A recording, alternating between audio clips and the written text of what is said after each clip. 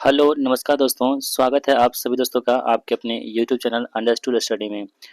तो दोस्तों आज हम आप सभी के समक्ष प्रस्तुत कर रहे हैं कंप्यूटर के डे 3 को। अभी तक हमने आपके लिए प्रैक्टिस सेट 1 और 2 यानी कि पहला दिन और दूसरा दिन का अपलोड कर दिया है। आज की इस वीडियो के साथ ही हमारा डे 3 भी कंप्लीट हो जाएगा। इस वीडियो में दोस्तों हम आप सभी के लिए 60 महत्वपूर्ण एमसीक्यू को लाए हैं। तो आप इस वीडियो को अंत तक देखिएगा और अंत में देखने के बाद अपना स्कोर शेयर कीजिए कमेंट बॉक्स में कि आपका स्कोर इस प्रैक्टिस सेट में कितना बन पा रहा है। तो चलिए स्टार्ट करते हैं आज की इस इम्पोर्टेंट प्रैक्टिस सेट को।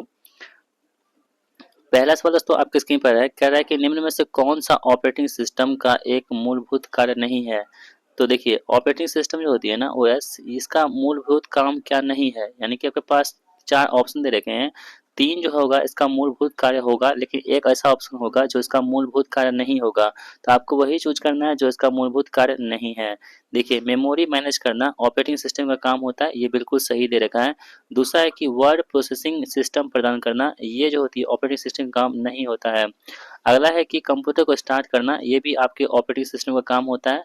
और उपयोगकर्ता को इंटरफेस प्रदान करना, ये भी आपके ऑपरेटिंग सिस्टम का ही मूलभूत कार्य होता है। ठीक है, यानी कि पहला, तीसरा और चौथा ये कार्य होते हैं, जबकि ऑप्शन बी जो है हमारे पास ये ऑपरेटिंग सिस्टम का कार्य नहीं होता है। तो इस प्रकार ऑप्शन बी हमारे प्रश्न का बिल्कुल सही जवाब यहाँ पे हो जाएगा। ठीक है दोस्तों, अगर आपको हमारी वीडियो पसंद आती है वीडियो को लाइक कीजिएगा और इस वीडियो को अपने दोस्तों के साथ भी शेयर कर दीजिएगा। चलिए बढ़ते हैं दूसरे प्रश्न की ओर। दूसरा प्रश्न कह रहा है कि ऑप्टिकल इनपुट डिवाइस कंप्यूटर को इनपुट के स्रोत के रूप में लाइट का उपयोग करने की अनुमति देता है। निम्नलिखित में से कौन सा ऑप्टिकल इनपुट डिवाइस का उदाहरण है। ठीक है, ऑप्टिकल जो इनपुट डिवाइस है यहाँ पे कौन सा वो जो है ऑप्टिकल इनपुट डिवाइस यहाँ पे हो जाएंगे। आपके पास ऑप्शन है स्किनर, ठीक है, और MICR। तो दो ऑप्शन आपके पास हैं, तो इसमें से कौन सा हो जाएंगे इनपुट डिवाइस जो ऑप्टिकल है। ये दोनों दोनों क्या है यहाँ पे ऑप्टिकल डिवाइस है। ठीक है दोस्तों, MICR का फुल फॉर्म क्या होता है ना, आप सभी लोग बताएंगे कहाँ पे कमेंट बॉक्स में, क्योंकि जो फुल फॉर्म होते हैं आपके एग्जाम में बहुत बार पूछे जाते हैं। तो MICR भी जो है ना ये कई बार पूछे जा चुके हैं। तो हम आपसे उम्मीद कर सकते हैं कि इसका आंसर आप सभी लोग MICR का फुल फॉर्म का आंसर कमेंट बॉक्स में जरूर लिखेंगे। अगला प्रश्न कह रहा है कि MS पावर पॉइंट में प्रेजेंटेशन को छोटा करने की कीबोर्ड शॉर्टकट कुंजी कौन सी होती है।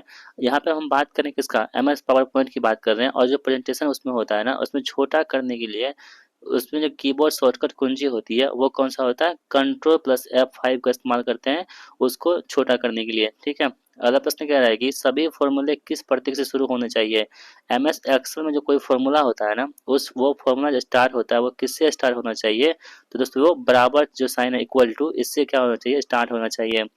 अगला प्रश्न कह रहा है कि डैश डिस्क को ट्रैक्स और सेक्टर में विभाजित करने की प्रक्रिया है। तो ट्रैक और सेक्टर में हम विभाजित करते हैं डिस्क को, वो उस प्रक्रिया को क्या कहते हैं, उस प्रोसेस को क्या कहते हैं। तो आप सभी लोग ध्यान रखेंगे, उसे बोलते हैं फॉर्मेटिंग करना। ठीक है, ऑप्शन बी यहाँ पे आंसर हमारा हो जाएगा।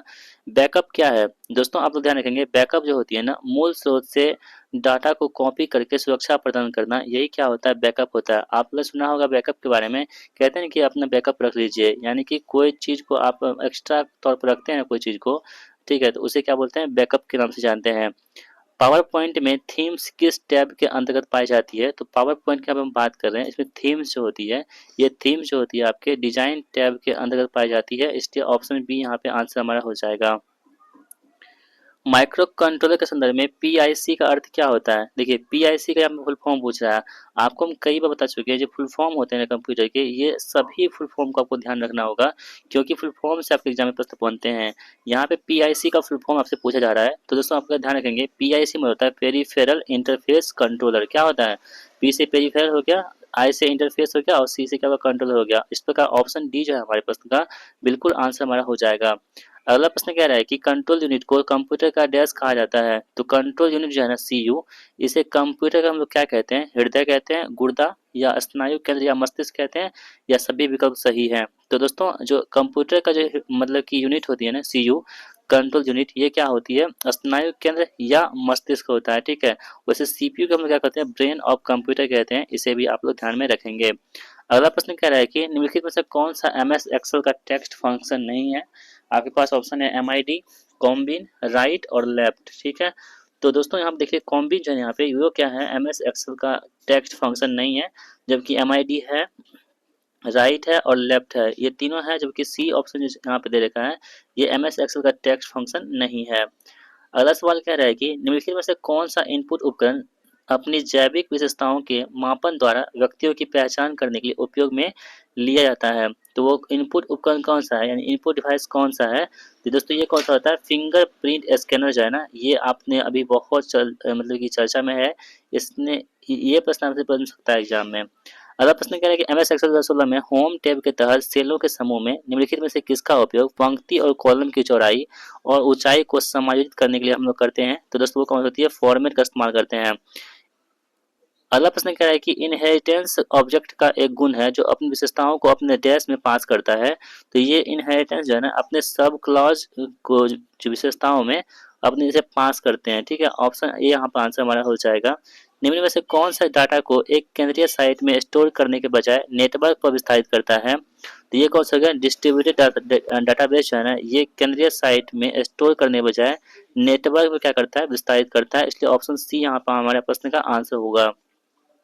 एमएस ऑफिस में कौन सा उपकरण डेटा को व्यवस्थित करने और सूची बनाने के लिए सबसे अच्छा होता है। तो ये कौन सा होता है, एक्सेल जो है ना एमएस ऑफिस में उपकरण जो है ये डेटा को व्यवस्थित करने और सूची बनाने में क्या होती है, सक्षम होती है। आपको हम कई बता चुके हैं, जितने भी ऑफिशियल काम होती है ना, वो जो ऑफिस में काम होते हैं वो सभी क्या होते हैं, एक्सेल सीट पे ही होते हैं। ठीक है, तो एक्सेल सीट आपके लिए बहुत ही ज़्यादा इंपॉर्टेंट यहाँ पे हो जाता है। अगला प्रश्न कह रहा है कि कंप्यूटर के हार्डवेयर और सॉफ्टवेयर के संबंध में निम्नलिखित में से कौन सा कथन सही है।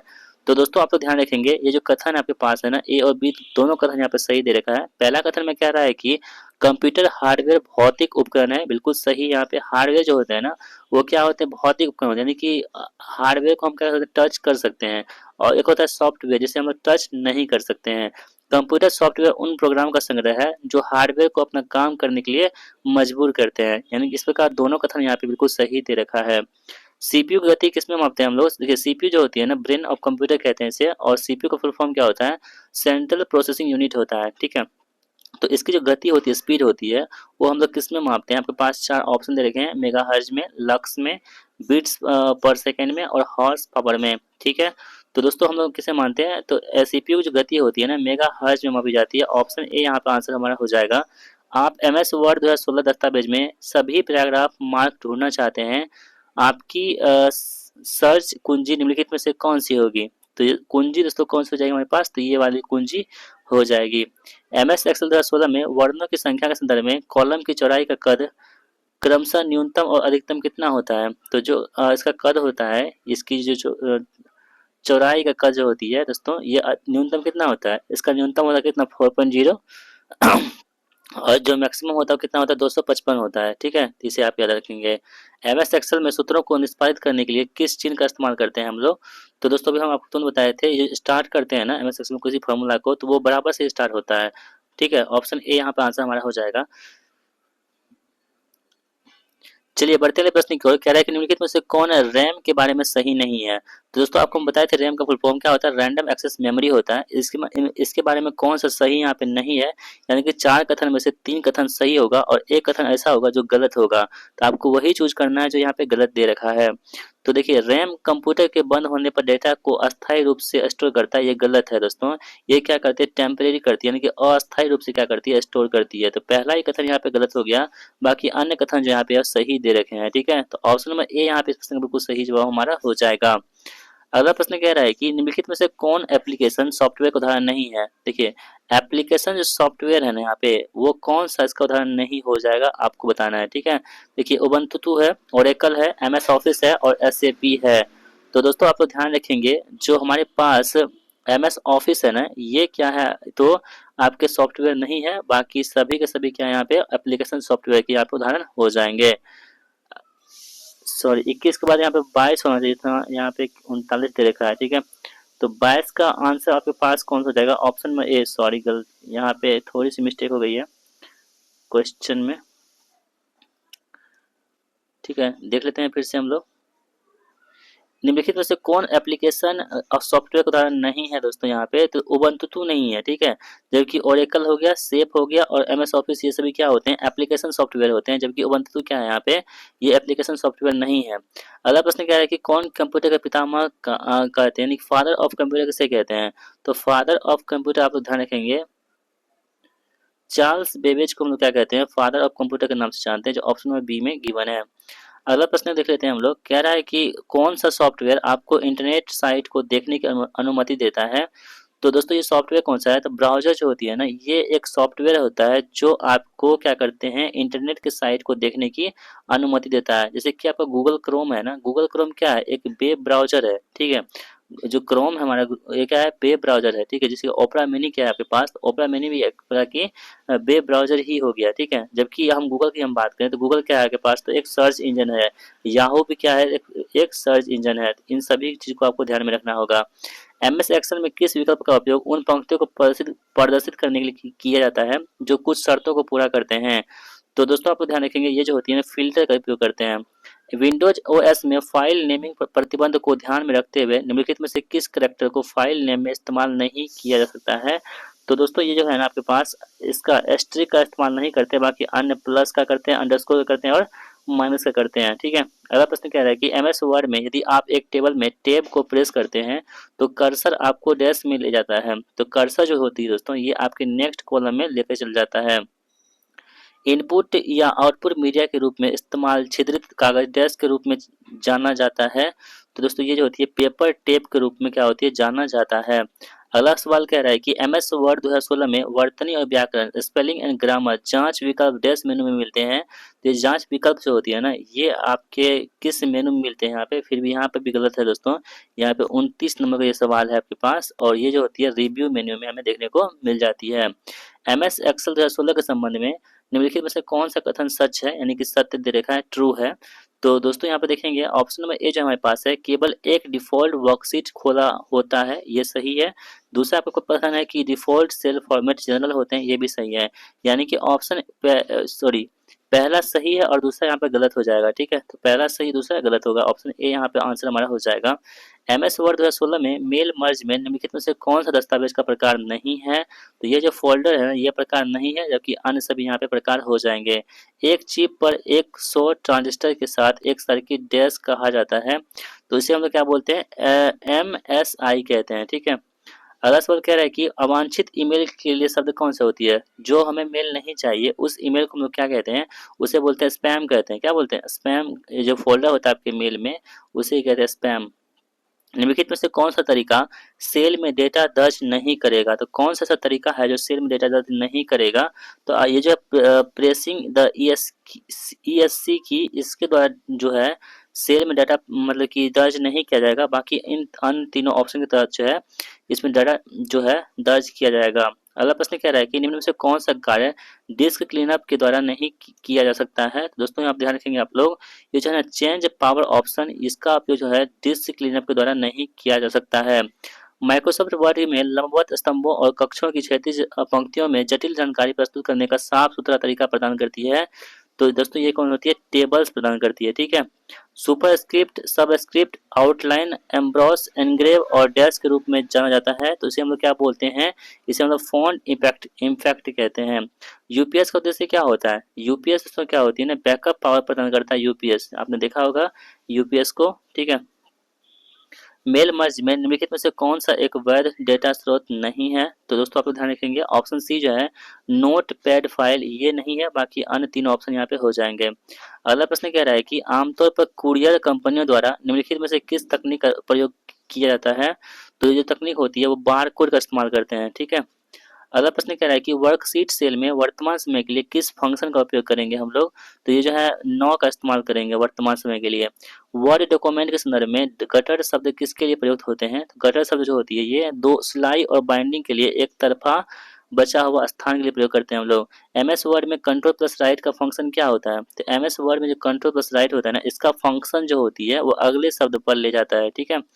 अगला प्रश्न कह रहा है कि इनमें से कौन सा एनएएस सर्वर का प्राइमरी कार्य है, तो ये क्या होती है, फाइल शेयरिंग जो होती है एनएएस का सर्वर का प्राइमरी कार्य होता है। कंप्यूटर के मुख्य सिस्टम बोर्ड को क्या कहते हैं? तो कंप्यूटर के जो मुख्य सिस्टम बोर्ड होते हैं इसे क्या बोलते हैं? मदर बोर्ड कहते हैं। एमएस वर्ड में निम्नलिखित में से कौन से प्रिंट कमांड का उपयोग कर प्रिंटिंग के लिए पृष्ठों का चयन करने के लिए वैध विकल्प नहीं है? तो दोस्तों आप ध्यान रखेंगे, नेक्स्ट पेज यहाँ पे वैध विकल्प नहीं है, बाकी अन्य विकल्प यहाँ पे हो जाएंगे। मेल मर्ज के प्राप्तकर्ता आमतौर पर किसी मौजूद सूची में नाम और डेटा लिस्ट से आते हैं, जैसे एक्सेल स्प्रेडशीट, आपकी आउटलुक, कॉन्टैक्ट लिस्ट। इस लिस्ट को क्या कहा जाता है? तो इस लिस्ट को कहते हैं डाटा सोर्स कहते हैं। जब एक सीमा में 0 और 100 के बीच सभी संख्याओं को लाल रंग में प्रदर्शित किया जाना चाहिए तो क्या लागू करेंगे? तो हम लोग ये apply conditional formatting command on format मेनू का इस्तेमाल करेंगे। अगला प्रश्न कह रहा है कि आप पूर्व में खोले गए प्रोग्राम पर जाने के लिए निम्नलिखित में से किस कीबोर्ड शॉर्टकट का इस्तेमाल करेंगे? तो alt plus shift plus tab का इस्तेमाल करेंगे। ऑप्शन डी यहाँ पर आंसर हमारा हो जाएगा। अगला सवाल कह रहा है कि माइक्रोसॉफ्ट वर्ड 2019 में कार्य करते समय टेक्स्ट को केंद्र में संरेखित करने के लिए निम्नलिखित में से किस शॉर्टकट का उपयोग करते हैं? तो दोस्तों हम लोग करते हैं कंट्रोल प्लस ई का इस्तेमाल करते हैं। कंप्यूटर जो लागत और आकार के कारण दुर्लभ है उसे हम लोग क्या बोलते हैं? उसे बोलते हैं सुपर कंप्यूटर। ठीक है।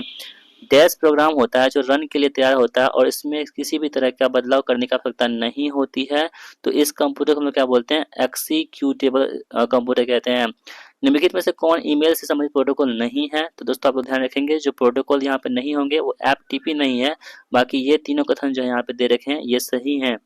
अगला प्रश्न कह रहा है कि आप एक्सेल वर्कशीट की एक विशेष पंक्ति रो में सभी सेल्स की बैकग्राउंड का रंग बदलकर हल्का नीला करना चाहते हैं। उपयुक्त रो का चयन करने के बाद इस कार्य को करने के लिए आप निम्नलिखित में से किस सुविधा का उपयोग नहीं करेंगे? तो हम लोग किसका प्रयोग नहीं करेंगे?